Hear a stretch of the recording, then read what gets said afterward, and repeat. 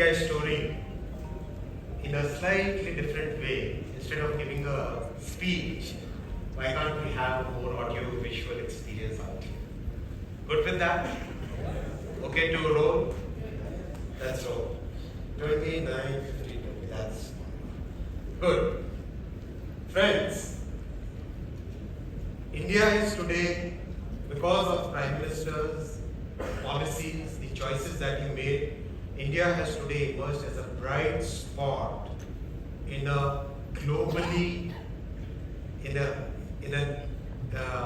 global situation which is today considered to be a very difficult situation. Many countries are going through lots of difficulties. Despite all those dark clouds, India has emerged as a very important bright spot in the world. Why that has happened, what is the role of bricks, what is the role of clicks, is what I am going to talk about.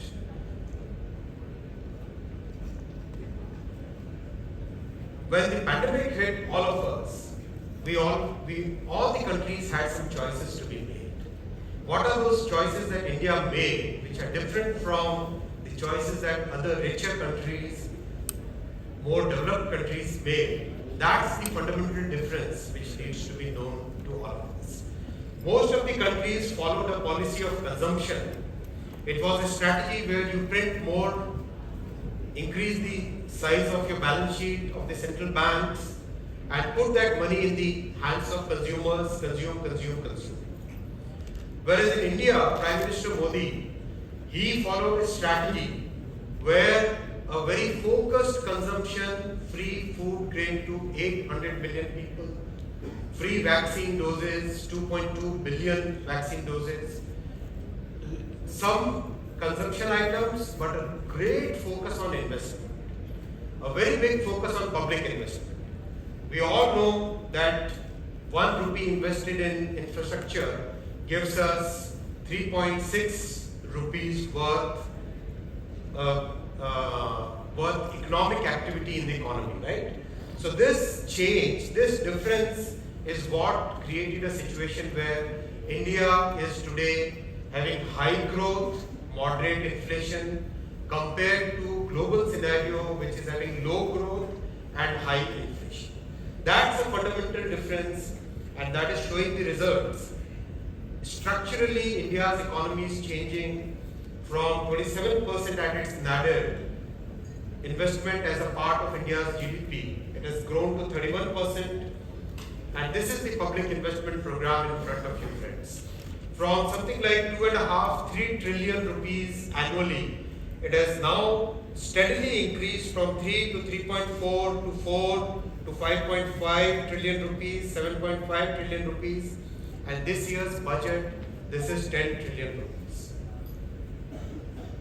Everywhere we go and talk to the industry people, the factory utilization has increased significantly from a low of 60–65%, it is now 75–80%. It is resulting in huge employment generation. What used to be the formal employment, what used to be just about 600,000 per month, is now 1.5 million per month. That's huge in a country where employment is a very important factor. These are hard numbers, can be checked by anybody, can be verified by anybody.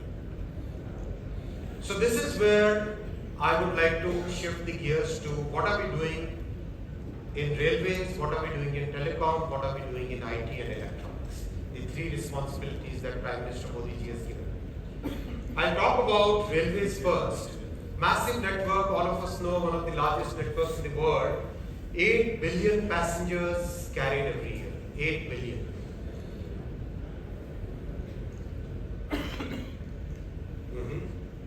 Clicker. 22,000 plus trains every day. 22,000 plus trains every day. 7,300 stations. Now, how do you transform a network of this complexity, of this magnitude? We have 1.2 million employees. Imagine my plight when I have to do the annual performance appraisal. How do we transform a network of this size? Where should I point it? Yeah. So the first focus that Prime Minister Modi ji put was change the passenger experience. What is passenger experience? Passenger experience comes from the stations, comes from the trains, comes from safety, comes from the way ticketing is done, all those things. We started with the station work. Today, we have 3 or 4 stations which gave us the experience of how to develop stations. This is Rani Kamlapati station in Bhopal, one of the most complex stations initially. Huge roof plaza was created. This is the huge roof plaza. I'll show the next picture. Look at this. This is inside the station. Huge roof plaza where people can very comfortably stay, can wait, have lots of other activities to be done. This is Gandhinagar capital. You see this entire hotel property which you see, Lila, this is built on top of the tracks. So in an urban space, congested space, how do you create new urban space, right? Using this experience, Prime Minister Modi ji said, now time to scale it up. We got 3-4 stations done. Now we know what are the challenges. Now we know what are the design issues to be faced. So now scale it up. So we started on a journey for about 200 stations to begin with. Then ramped it up to about 1,200 stations. And today we are working on 1,275 stations as we speak. So each of the stations, Prime Minister gave us a very clear task, and is a tough taskmaster, we all know.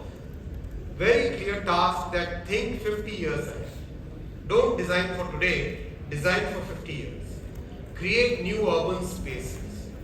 Integrate all the modes of transportation within the station.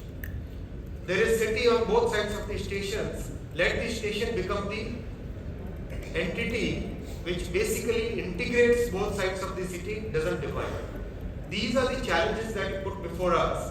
And friends, the designs which have been created by our teams, phenomenal. If you look at some of the designs, this is New Delhi station. Can you imagine? And this is not something which is there in faraway future. This is the complete design done.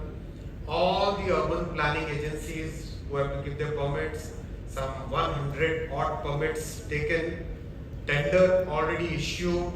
By the middle of March, the tender will be awarded. All the pre-work which requires to be done, all the pre-works done. This is something which you will see in construction in the coming couple of years. Huge urban space getting created. Roof plaza was a concept that Prime Minister himself gave. He said our stations are, and Prime Minister is very closely connected with railways, as all of us know. It's an emotional connect for him. So he said all our stations are there in congested urban spaces. Can we create new urban space in stations? So this is the idea he gave. So in New Delhi station, we are creating close to 50 acres of new urban space. Imagine how much more opportunity the city will get. These are all pictures of that design. Everywhere we are going for elevated, wherever large cities are there, people should be very comfortable when they come to the station. So we are creating this elevated approach and departure roads. So there is a separate arrival, there is a separate departure. And this is all on elevated network so that because these are large stations where millions of people come every year. Millions, these are not numbers in thousands, these are numbers in millions. And the way railway network will grow, this will see multiple growth in the coming years. So everywhere we are going for complete master plan, very focused urban space creation, very focused multimodal integration, very focused separation of departure and arrival, wherever needed, elevated routes to reach the station and to go out of the station. Maybe some spot where I have to stand. Yeah, this is Ahmedabad. Again, one of the few iconic stations. Of course, every station is important, but some of these stations are really iconic. These are stations which carry more than 10 million passengers every year. So all of them are being taken up in a very, very meticulous planning. Again, tender done to be awarded within next few weeks, next few days. Pre-construction activities almost on the verge of completion. All operational decisions taken. So these are progressing very, very well. And again, we are taking up a very modular approach to construction, creating roof plaza, creating elevated transport corridor around the station. These are 3 roofs getting constructed, multimodal plaza. Again, focusing on heritage elements, making sure that the city's heritage is fully integrated in the station design.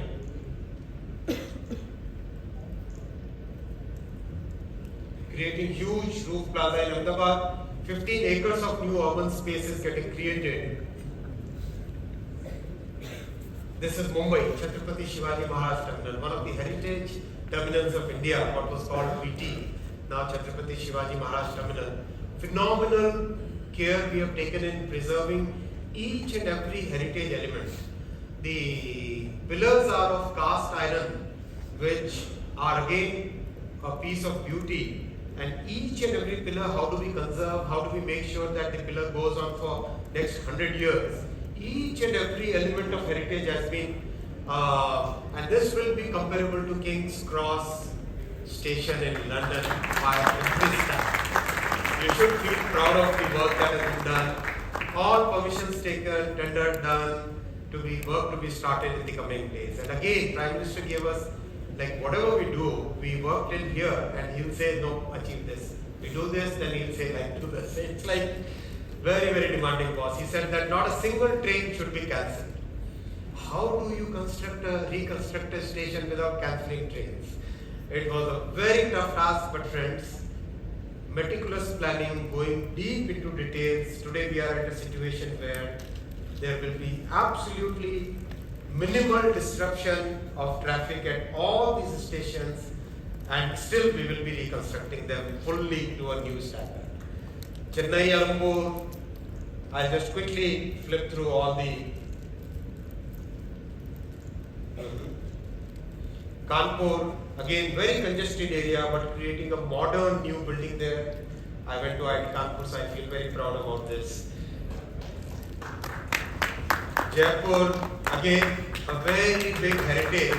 So how do we use that heritage to create a station design which is like part of the city and still a modern building? Gwalior, again a big heritage. So how do we retain that heritage and still create a modern structure? Work has already started on these stations.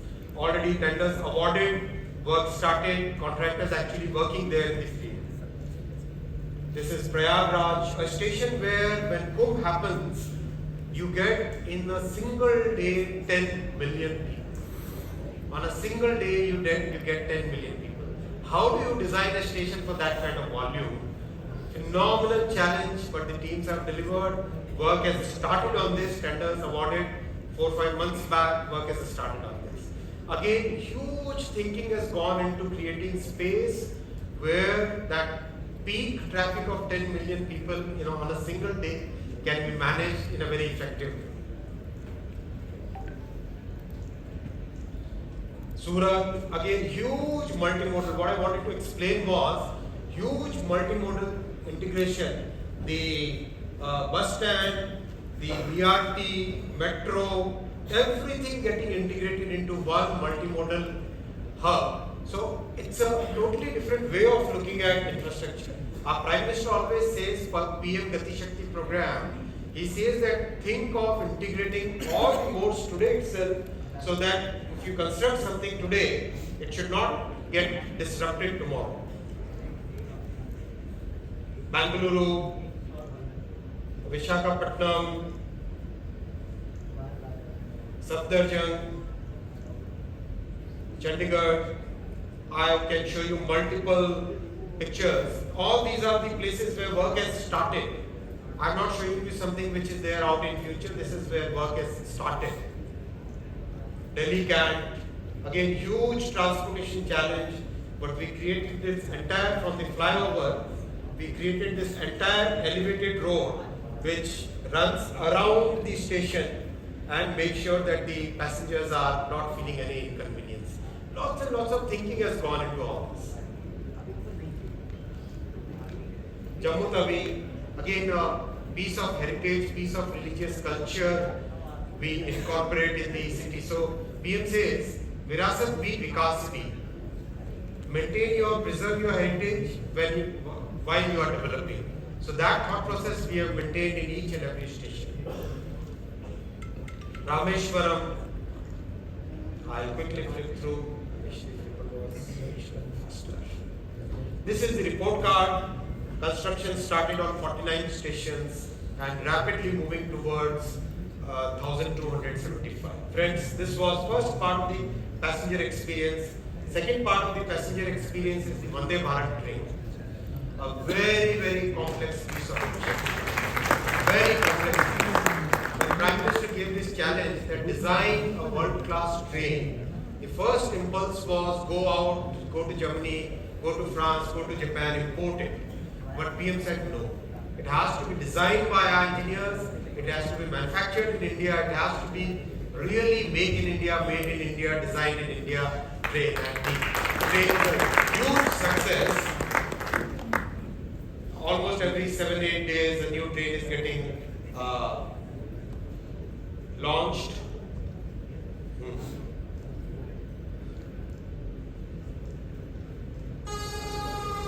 A small video where I would like you to, the design elements were so complex that since the tracks are in whatever shape they are, we designed a train which has been tested for 180 km. Look at this glass of water. As we say in Hindi, पानी की glass नहीं हिली, लेकिन दुनिया हिल गई.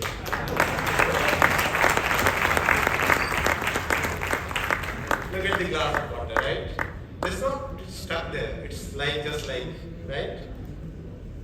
This is where the entire design elements came in. Like in a truck, you have a chassis below the truck. In train, below the coach, there is a very complex piece of machine called bogie, in which the wheels sit, the gears sit, the traction, the bull gear. This is the bull gear out here. That bull gear would be sitting here. The motor will sit on this. We designed it to a precision, which is actually today, I feel very proud to say that when Prime Minister gave the challenge, it has to be lower in cost, better in quality, then only you will be able to export it. So we created a system which is lower in cost, better in quality compared to global standards. So this is where the big engineering thing lies, right? Again, passenger experience comes for stations, trains, safety. So the safety system that world uses is practically a European system called ETCS. Very complex system. We decided to design and develop our own system out here, which has to be simple, which can be replicated, taken to the world. System called Kavach. It automatically stops. It's like if you compare with the current European system, which is ETCS L2, level 2. This is better than level 2 and comparable to level 3. Level 3, very few countries are there, but we are rapidly moving in this direction.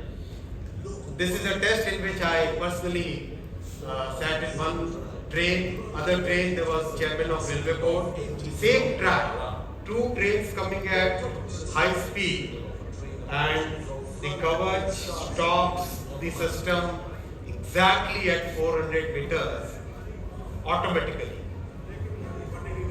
Both locos successfully brake and automatically stop at almost Both the trains automatically stop at exactly 400 meters. Look at this. Being an engineer, I feel very comfortable and confident of our engineering talent.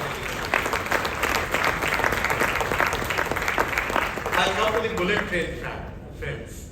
Very complex design, very complex piece of engineering, very complex project, but the progress is phenomenal. Progress is phenomenal. By now we have completed 149 kilometers of pillars. Recently, Japanese, very senior people came from the Japanese Prime Minister's office, and they were surprised at the pace and quality of the work and some of the innovations that we have done in this construction project. This full span casting yard, the Japanese actually said that they would like to replicate this kind of thing in their construction technologies. Huge machines, most of these machines, first machine we learned from outside, but then all the machines we build, design in the country. Large construction, large, very, very large, totally new way of working. Again, Prime Minister said that don't look at this project as a construction project. Think of this project as a project which changes the way of working in the country. That's the way, that's the target is set before us.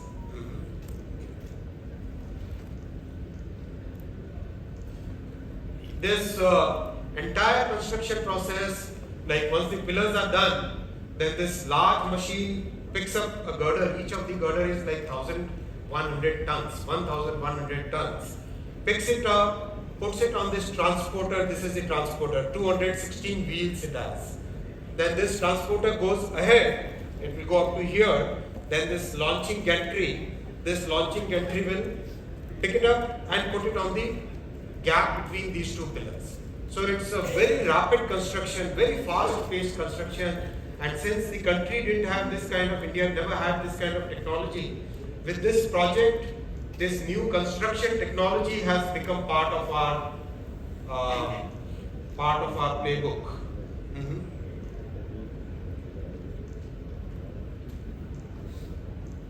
Stations, bridges on the rivers, everything is going on at a very, very torrid pace.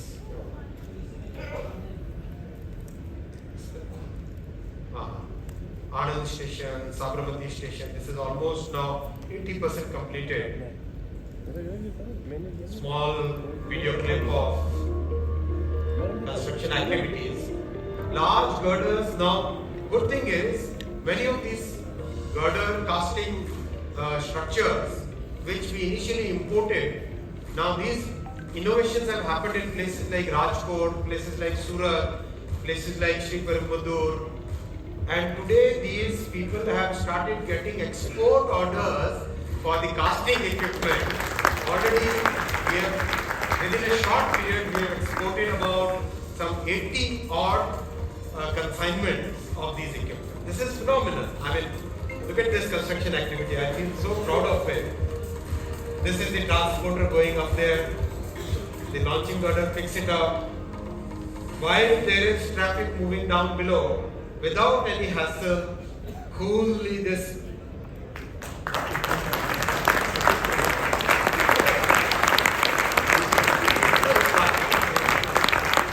invite all of you to go and see this site. It's phenomenal. You'll feel so proud of what our engineers are doing, what the vision our Prime Minister has given to us. This river deck was completed in 1 month. So this is November 22. This picture is from November 22, friends. This is December 22. And this is January 22.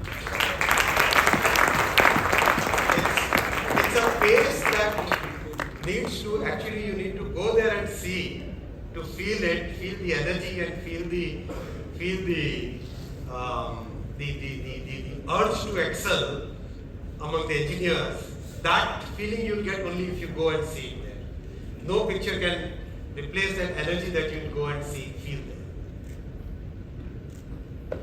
I'll come to the digital world. I said bricks and clicks. So investment in railway is a transformative thing that is creating so much more traction for the economy. Similarly, investment in the digital economy. We all know UPI transactions are today close to 1.5 trillion US dollars. Our digital platform for COVID helped us give 2.1 billion doses within a very short period of time. We all know these data. our education thing. The India Stack, which has got created over the last 6 years, it was launched in 2016. The India Stack, which has got created as today, we have a solution where you can create population scale solutions which are today tested on platforms like payment, platform like healthcare, platform like identity. Each of these individual items are powerful in themselves, but together, combined together, they can help solve any major problem in the world. So this is the power of the India Stack, and today the whole world wants to try out some of the pieces of it, and our Prime Minister has given us the authorization that give it as our contribution to the world. Our civilizational ethos is reflected in the G20 logo: one earth, one family, one future. So when we are one family, why should we be holding back on the technologies developed by us? Shouldn't it be shared with everybody? That's the ethos where we're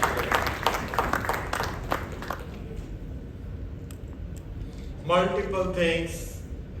This is where the next action is. Logistics, commerce, and credit is going to be a major focus in 2023, where digital credit can be made it available for 10 rupees to 1000 rupees to a person there on the streets of Kanpur, to the person on the streets of Madurai. Can we do that as seamlessly as a big industrialist would be getting the credit from a large bank? Can we get that same facility for the poorest of the poor? That's going to be the big focus in 2023. 5G, again a matter of great pride. Prime Minister launched it on 1st of October 2022. Within first 100 days, we have covered more than 200 cities.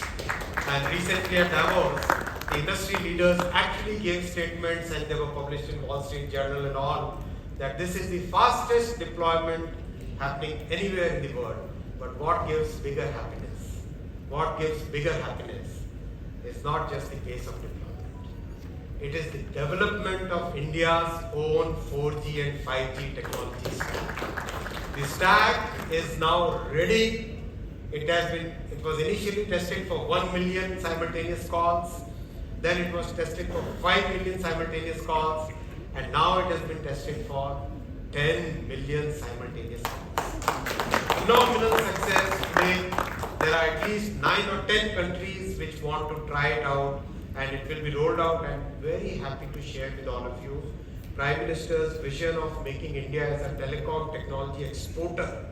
Today there are 2 Indian companies who are exporting to the world. Telecom here.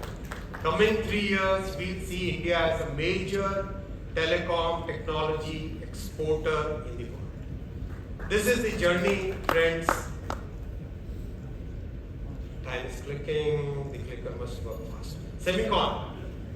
Very happy to share with you, when Prime Minister approved the Semicon India program on the 1st of January 2022, we knew it's going to be a long, difficult, arduous journey.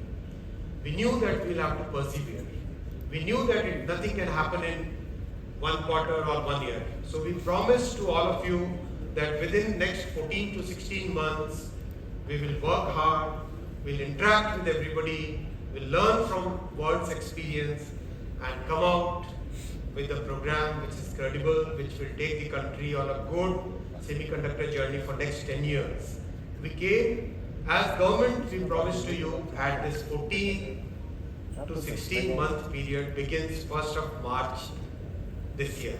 So stay tuned, you will see some good news in the coming weeks.